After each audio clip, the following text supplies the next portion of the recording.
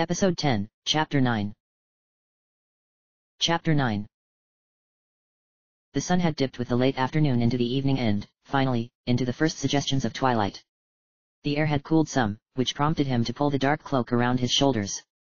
He could have gone inside, he knew she would have only yelled at him if he interrupted her work. Maybe. He actually wasn't as sure on that concept as he thought. But still, he didn't need to stay out here. But stay, he did. He sat in the grass, his back towards an old tree. Apples again, he had noted with a wry smile. This country certainly had plenty of apple trees. Any mirth he found in this thought was quickly lost, however, as he gazed towards a frozen mountain in the distance. He watched as clouds floated through the sky, gathering around its peak, and then dispersed as the day wore on. Part of linkage to look at the photographs on the Sheikah slate, to see the small glimpses into the life he had had before everything had gone to ruin. At the same time, he was inordinately grateful to Pure Awe for taking the cursed thing from him. Had he been holding it now, he knew that he would have found the photo of Princess Zelda again, beautiful in her simplicity, and he would have... What? He didn't know. A noise behind him first alerted him to Pure Awe's presence. A strange sound that Link seemed to recall hearing as he and Pure Awe had teleported back onto the shrine's base earlier. He frowned and looked around the base of the tree, surprised to see a small person being formed of glowing blue particles on a familiar-looking circular stone base in front of the ancient tech lab. How had he not noticed that before? The particles took the shape of a little girl with a strange owl-faced bow, solidified, and then flashed with bright light. Aha! Pure Awe cried, leaping into the air with excitement. I did it! I did it! I did it! I did it! She seemed to do a little dance for a few seconds before she noticed him watching. She grinned brightly and laughed happily, running over to him. Linky, did you see that? Link stood from his spot on the ground, looking at her in confusion. I don't. How did you? I just teleported from here to the top of the tower on the Great Plateau, and then back. He noticed that she was holding his Sheikah slate in her hands, and he glanced from it to her face. The Sheikah slate can do that. It can now. She laughed again, shrill and slightly manic. That was the only rune I was still having trouble with before we went to the shrine. But when we teleported back, it gave me an idea, so I made some adjustments and wham! Instant transportation. I don't. How? Well, I am the world's top-tier scientist when it comes to ancient technology. She seemed to stand a little taller at this, and Link noticed with some chagrin that she was actually standing on her toes to do so. And Robbie can just deal with it. I tried teleporting over to see him, but it seems that the Sheikah slate can only visit places that it remembers being to recently. And it can go anywhere. No, just places it's been to recently. I just said. I mean, anywhere that it's been recently. Well. No. She shook her head and turned the Sheikah slate to face Link, where he saw a map of Hyrule. Several new icons had been placed on the map, each of which was a bright Sheikah blue color. You see, that's why I was having so many problems with it before. I was trying to tune it to transport me to any place I wanted. Then I thought about how we arrived back on that circle in front of the shrine, and I thought, wait, Pure Awe. What if the shrines and towers were used for teleportation points too? And so I made some adjustments and tested it. And it worked. Link stared at her, dumbfounded, but aware of the breakthrough that this must have been for her. Not to mention the incredible boon it could be on his own journey if it worked the way he hoped. So I could use that to teleport to any of the Sheikah shrines or towers I find. Can I teleport with my horse? Linky, you're probably pretty lucky that it doesn't just teleport your hands, much less a whole horse. I really wouldn't even recommend trying it. Pure Awe wrinkled her nose and shook her head. Link's heart dropped somewhat, his hopes of being able to flit all over the country with ease dashed. Right now, it is only going to work for just you, honey. Maybe with some more time. She considered this for a moment but then shook her head, her expression growing more serious. But no. I can't keep you here any longer than I need to. I have the Sheikah slate that I made for myself. It isn't nearly as amazing as yours, but I think I can get the teleportation rune working on it too, now that I know better how it works. But I can use it to teleport back here anytime, though? How can you use it to transport to your lab? Click, snappity snap. See that circle on the ground there? She pointed at the spot she had appeared. That's why I built my lab here. I actually think that the ancient Sheikah were planning on building a shrine here, too, but never finished it. I recognized it when I first saw it, since I'd already seen some shrines by then, so I built my lab here. It seemed right, at the time, and now I'm especially glad I did it. Just think when I get it working on my slate, I'm never going to have to walk back up that hill again. Link gave her an honest smile and rubbed the back of his neck. I can see that being useful, I suppose. You suppose? Pura snorted. All you can think of is how it will be useful in battle, I bet. Well, now that she mentions it. You're going to have to use it to come back and visit me. Her expression had grown serious again.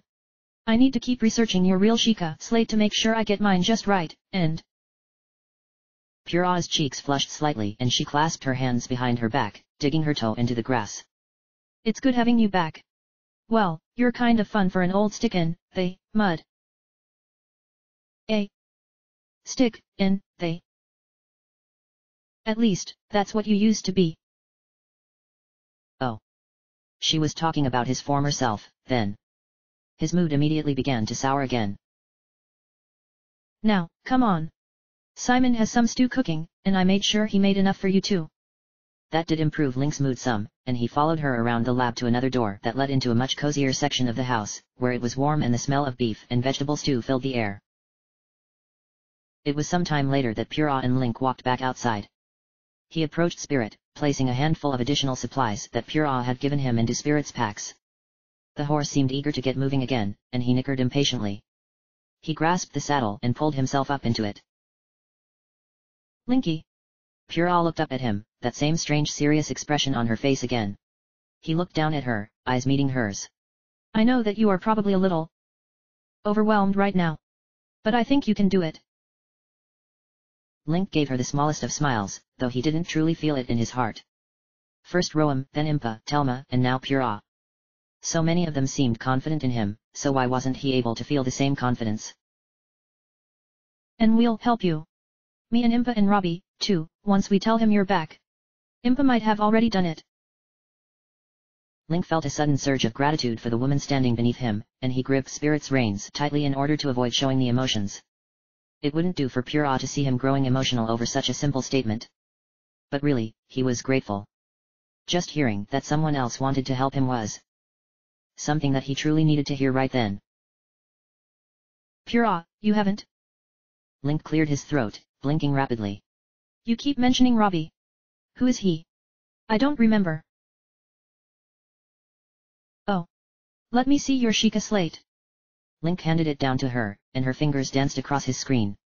She handed it back to him a moment later, and he saw that the screen was showing a photograph. 3 people were standing arm in arm in it. Link immediately recognized the woman in the middle, with her round face and blonde hair. Princess Zelda stood in the photo, her blonde hair flowing down her back like the previous photo he had seen, though now she had a braid that seemed to form a crown atop her head as well. She wasn't wearing the white dress this time but wore a blue blouse with golden trim, a white bodice, and a pair of brown tight-fitting trousers. She was smiling much more brightly in this photograph than the others were.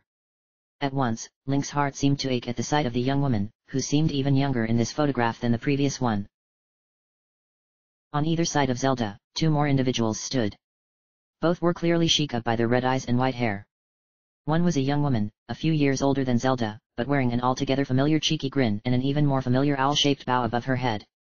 Link glanced down at Pura with some surprise, who nodded with a grin. He looked at the other Sheikah in the photograph. This one was an unfamiliar man with a shock of messy, yet stylish white hair.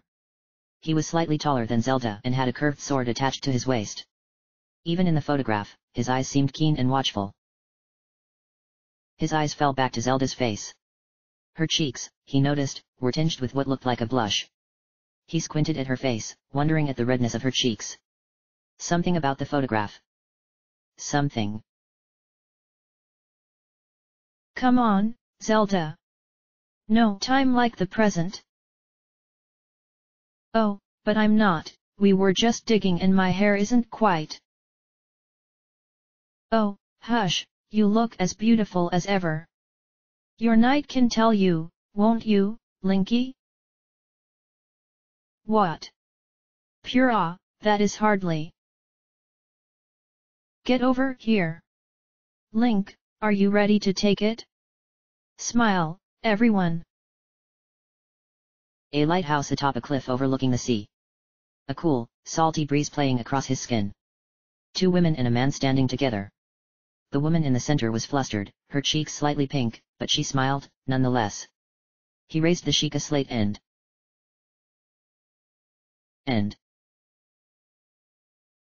Link gasped sharply and looked around, eyes wide. It was early evening. He was on spirit. Pura was by his side, and he faintly heard him say his name. She was frowning up at him, concerned. Linky? Are you? Robbie, he is the one in this photograph. Link's voice cracked slightly, and he swallowed heavily. Well, yes. I just said that. He lives up near Akala now, in an old lighthouse that he turned into his lab. I think he's been studying guardians and how to make weapons that are more effective against them. You should probably visit him sometime maybe if you end up near Death Mountain. Linky, are you sure you're okay? You look a little. A lighthouse by the sea. Pura frowned at him, pursing her lips. Yes. The one in the photograph. We had gone there because we heard there was a Sheikah shrine that had just been discovered there. I heard you and Princess Zelda were in the area, visiting Death Mountain, and I knew she could never pass up the opportunity to see something new that we had found, so I sent you two a message to join us. Link looked back down at the photograph, now able to see the lighthouse, though distantly. He was sure that he hadn't noticed that while looking at the picture initially. At least, he didn't think that he had. Linky. Pura reached out, touching his calf with her childlike fingers. You remembered something, didn't you? Link looked back down at Pura and, after swallowing again, nodded slowly. I took the photograph. Pura clapped her hands together in joy. Linky, that's great. Keep looking at those photos, maybe some more of your memories will come back. Just like Impa thought, actually. She made a face as if she didn't like the idea of her little sister being right about something. Still, when you see her, you should mention that you were looking at my picture when you had your first memory. I'm not sure when I'm going to be getting back to see her, but... She didn't tell you. Pura's face lit up with a mischievous grin. The old hag must be getting senile in her old age. She cackled to herself softly. Link merely waited for her to finish, which she did a few seconds later. She asked that you stop back by Kakariko village. She has something that she wants to give you, and besides, there's a shrine hidden up in the Kakariko hills. It wouldn't hurt to activate that one so you can easily transport back there too. If she wanted to give me something, why not just do it while I was there? Still, Pura made a good point. If there was a shrine near Kakariko, then it might be very useful indeed to activate it, if only to be able to seek Impa's advice while on his journey. She certainly seemed to be the one who knew the most of what he needed to accomplish to defeat Ganon. Pura had not seemed to know much of Zelda's plan in this regard when he asked her during dinner earlier. Finally, he agreed to make one more trip to Kakariko village before continuing, as Impa had originally suggested, north to visit the Zora whoever they were. He bid Pura one final farewell and began the long ride back down the hill to Hateno village. Once he reached the town, he paused at the inn, thinking to stay there one final night, but the sight of the evening crowd in the common area made Link rethink the decision. He found that he truly did not want to be around anyone at that moment, especially if they might have questions about what he and Pura had been doing with the shrine earlier. Instead, he simply gathered up the last of his things that he had left up by his bed, managed to purchase some simple travel provisions, and set out into the evening.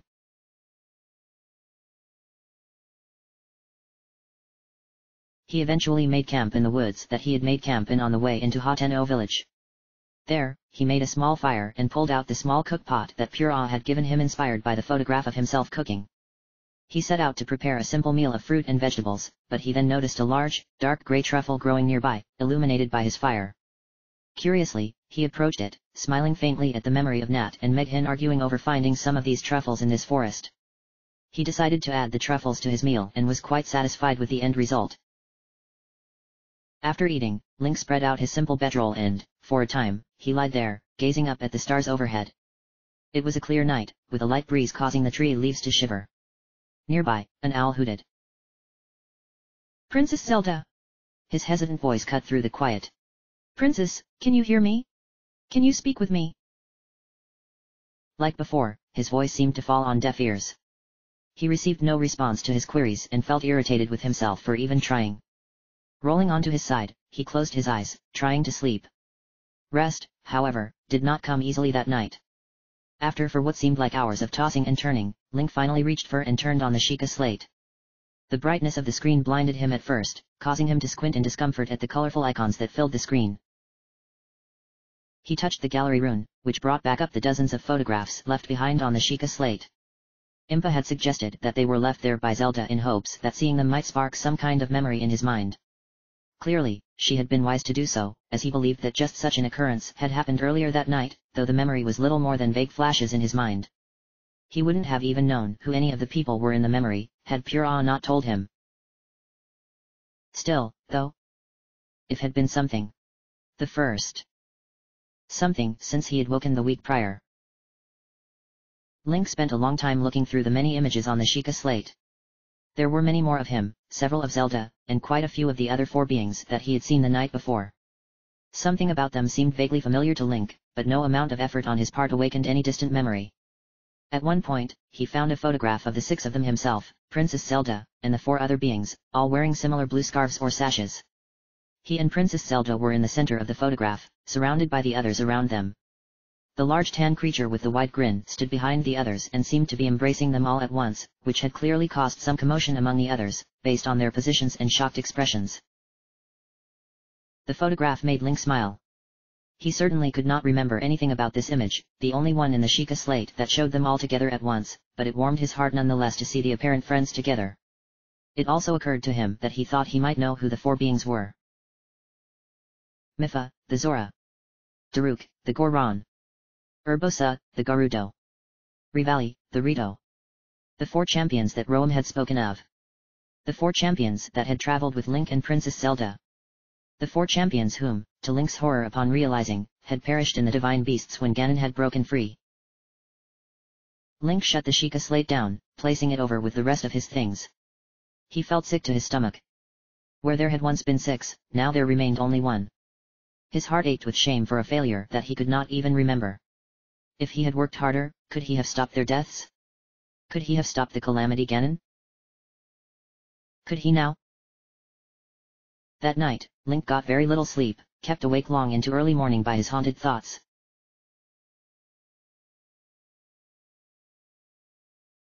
The next 3 days passed in a blur for Link.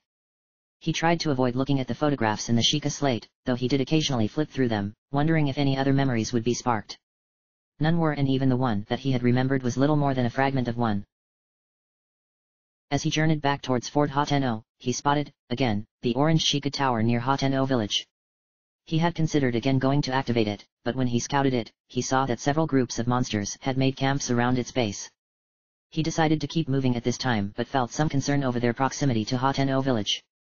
The tower was at least a day's travel away from the village, but it was close enough that it could be a viable staging point if they did want to attack. Deciding that there was no immediate danger to the village or roads, the tower was a good way off from the main road, Link left things as they were. With the Sheikah slate, he could always come back to check on the monsters' activity from time to time. He certainly didn't know if he could clear all of the bokoblins and moblins by himself, though the story of the hero of Hateno village came him some pause. Surely, he hadn't been alone in that battle, right? As the sun set over the ridge separating the Blatchery Plain from Hyrule Field at the end of his 2nd day of travel, Link made camp just across the Kakariko Bridge, before the land started sloping upward into the mountain pass that led to the village. He had considered turning south to spend the evening at the Dueling Peaks stable but decided that the additional hours of travel that would have required wasn't worth it. That evening, he had managed to shoot a rabbit with his bow, so he ended up well fed before the last leg of his journey. Mid-afternoon on the 3rd day brought Link under the wooden arches into the village of Kakariko. He felt the villagers' eyes on him as he climbed down from Spirit's back and led him through the village. A couple of them greeted him, and one lady tried getting him to shop at her clothing shop, but he pressed on as politely as he could. Finally, he reached the bottom of the hill, where a familiar pair of Sheikah men stood guard over the wooden bridge that led to Impa's home. Welcome back, Link. Kato called, raising a hand in greeting as Link approached. Dorian greeted Link as well, though he was more reserved than Kato's. Link found that he enjoyed the presence of these 2 men, after having spent some time in their presence during his last visit. Dorian, he had found out, was a single father of 2 little girls after his wife had passed away long prior. Kato had been married, but it sounded to Link that some kind of disagreement had resulted in their separating. Kato, Dorian, Link said, nodding to each of the older men. Is Lady Impa available to speak? I was informed that she wished for me to speak with her again before continuing on.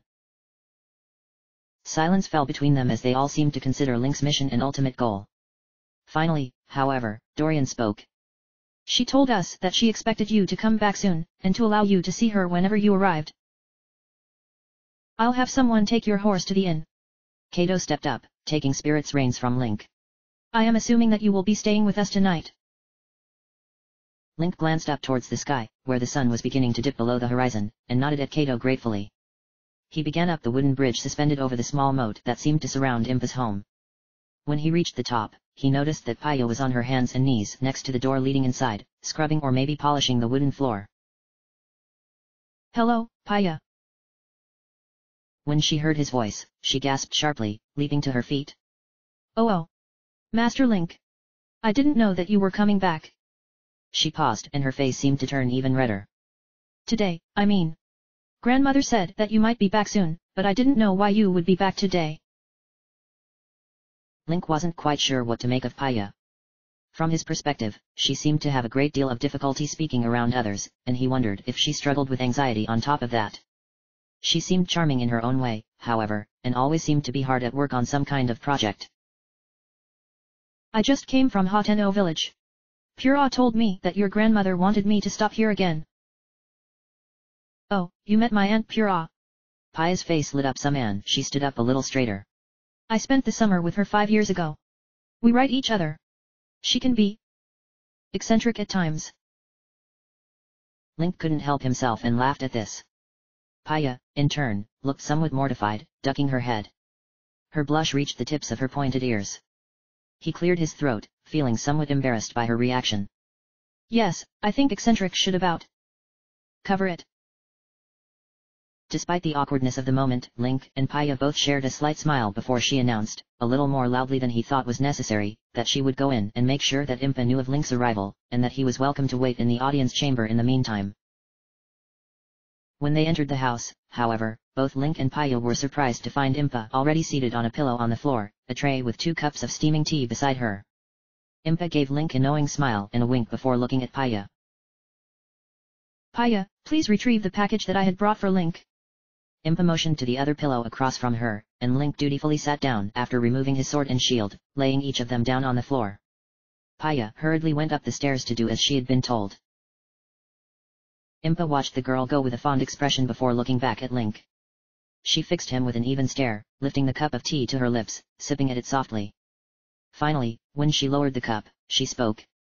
I trust you saw my sister? Did she restore your Sheikah slate back to working order? Link pulled the Sheikah slate from his belt and activated the gallery rune before turning it to show Impa. I found the photographs. Is that what you, or the princess, meant to help me regain my... Oh. Impa fixed her eyes on the screen, setting her tea down with suddenly trembling fingers. She reached out and took the Sheikah slate from him, gazing intently at it.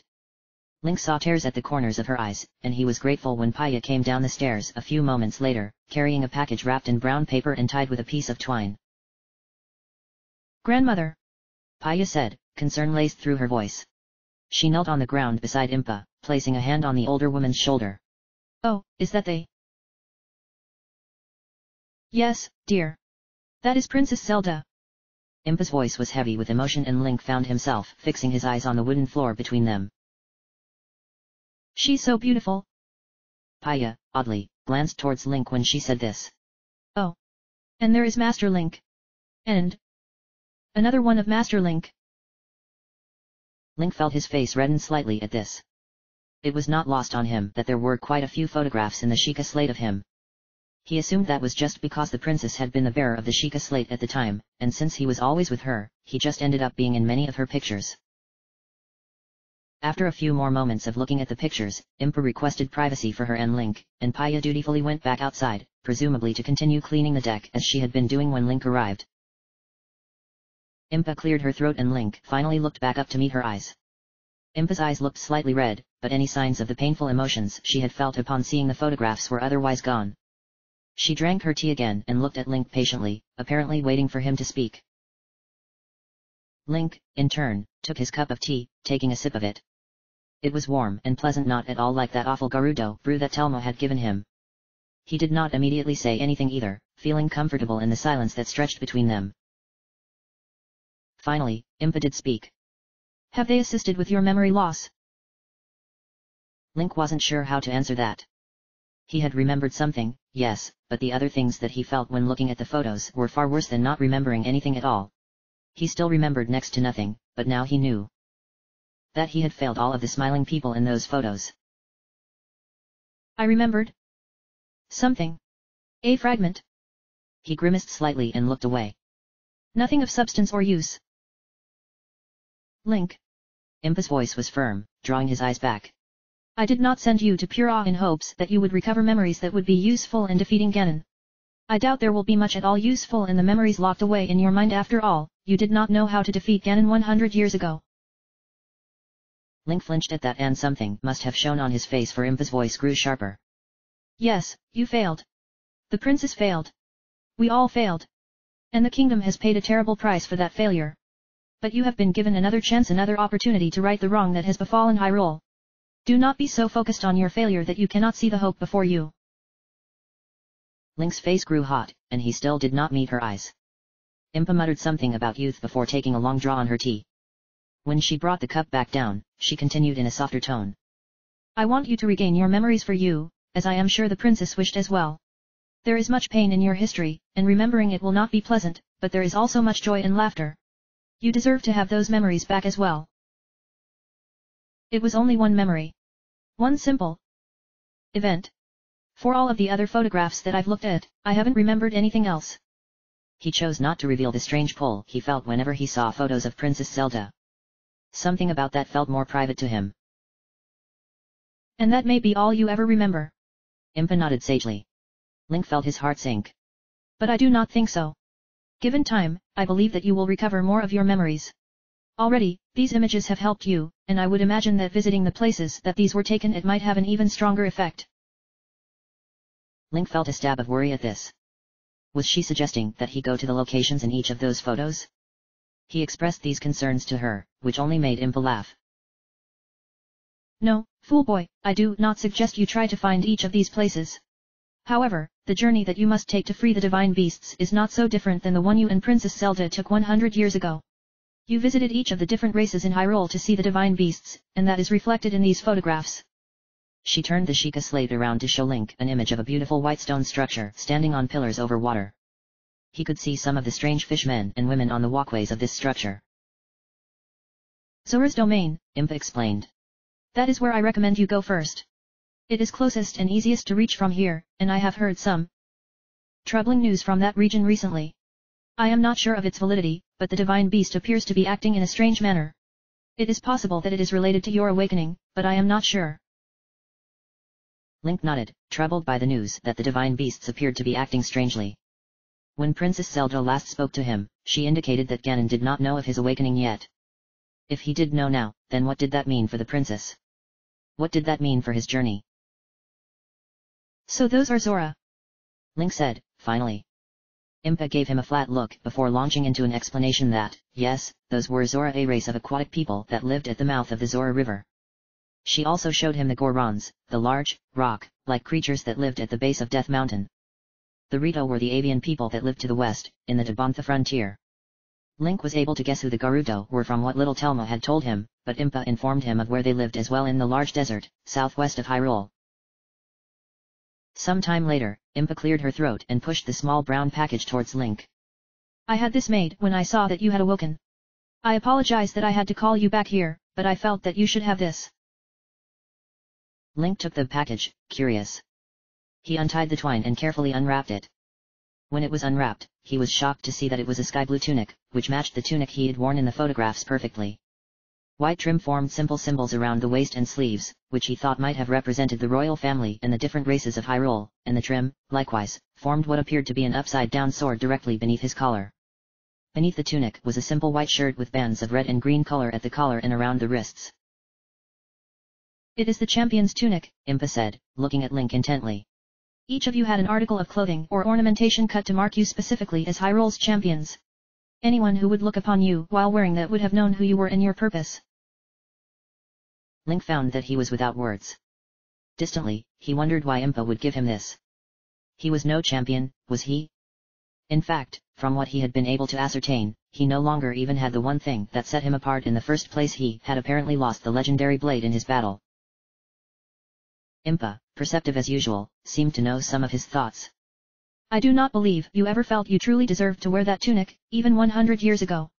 But you are our champion now, just as you were then. I will not mince words with you. We need you, Link. Link looked back up at her, his voice barely above a whisper. How can there be no one else?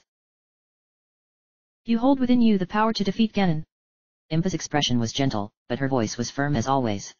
Just as Princess Zelda did all along, so too do you. You are the one chosen by the goddess, as you were in ages past. Link fell silent. The stylized sword on his tunic almost seemed to mock him. Impa. Yes. What of the sword? She remained silent for several moments, something that Link considered to be a bad sign. The legendary blade has had many names over the years. The blade of evil's bane. The sword that seals the darkness. The master sword. Her voice was carefully controlled, but he could tell that his question concerned her. You were chosen by it and it did choose you. No one else could have pulled it from its resting place. But where is it? Won't I need it? Again, Impa hesitated. I do not know, Link. His heart sank. It was damaged in your fight against the Guardians before you fell. I did not see it with my own eyes, but that information was relayed to me by the princess. She assured me that it would be repaired in time, and that it would be revealed to you when it again deemed you worthy of wielding it. Link's fist connected hard with the wooden floor beside him, causing pain to shoot up his arm. He didn't care. It will be revealed to me. His voice came out in a hiss between clenched teeth. The weapon that is apparently the key to my victory was broken 100 years ago, and now no one alive knows where it is. The princess won't talk to me. She spoke to me when I woke up, just enough to get me started on this quest, but now, when I try to reach back out to her, she is silent. I can't. His throat constricted and he closed his eyes. I do not know how I can be any more successful now than I was 100 years ago. Impa stood slowly, and Link thought that she might be about to walk away. He wouldn't blame her. He sounded like a petulant child to himself. How must he look to her? Link. Her voice was soft, gentle. He looked up. She slapped him. Hard. He yelped, placing a hand on his cheek, and staring up at the old woman with wide eyes. You complain that Princess Zelda has not spoken to you in the last week? Boy, she has not spoken to me in 100 years. Before you showed up here, I did not even know she could still speak. I did not know if she even still truly lived. Our princess was 17 when the calamity befell Hyrule. And for 17 years, she worked, every day, to awaken her sealing powers that would enable her to combat Ganon. You traveled with her for a short time, but make no mistake. She had been told since she was a little child that she needed to learn to use her powers. She was made to pray to the goddess every day, for her powers to be awakened. And they were not. But they were not, Link. Impa's voice raised, cutting Link off. Not until Ganon had risen and destroyed everything and everyone she had ever loved. Not until her closest friends were killed. Not until you fell in battle. Only after all of that, only then did her power awaken. So before you speak of feeling unworthy, before you complain that you do not have the necessary tools, know that Princess Zelda faced that every day for her entire life. And yet, unworthy, untested, having failed her nation, Zelda, our princess, has kept Ganon at bay for 100 years. Impa shoved a finger into Link's face, causing him to lean back some. In order to give you time to awaken. Because our princess still needs her knight at her side. Link stared up at Impa, shocked by her outburst, and shamed to his core by his own. Every word she spoke was like a knife, cutting pieces of him away to reveal the rot underneath. He felt disgusted by himself. Now then, Impa said after taking a deep breath. What will you do? Will you turn away? It is, of course, your choice now, just as it was then. Link stared down at the blue tunic in his hands and gripped it much tighter now. No. Link. He looked up at her, suddenly nervous that she might strike him again. This journey will get more difficult. I expect the trials you will face will be more difficult, even, than the ones you faced 100 years ago. Is this something you are willing to do? More difficult trials than the ones he faced 100 years ago? 100 years ago, he died in facing those trials. Link took a deep breath, exhaling slowly before he nodded. I am. Impa smiled in a strangely grandmotherly way. Good. She eased herself back down onto her pillow, picking up her tea and taking a sip of it. Impa. Yes, Link. How did she do it? If what you say is true, how did she keep going? Impa remained silent for a few moments before smiling. She was strong. She was stronger than anyone had any right to be. Far stronger than anyone, perhaps, gave her credit for. She paused. And if you think that is the first time I have slapped a petulant teenager, then you would be mistaken. Link smiled wryly, rubbing his cheek. You know, I'm not sure I can be classified as a teenager. Yes, well, I am still your elder. That gives me certain rights. Link looked back down at the tunic, running his fingers over the fabric. You should wear it. Impa's voice was gentle. He looked back up at her. You may not feel worthy, but it will give the people hope. Many may not remember you or what that tunic stood for, but some will. And those some will tell others. I will.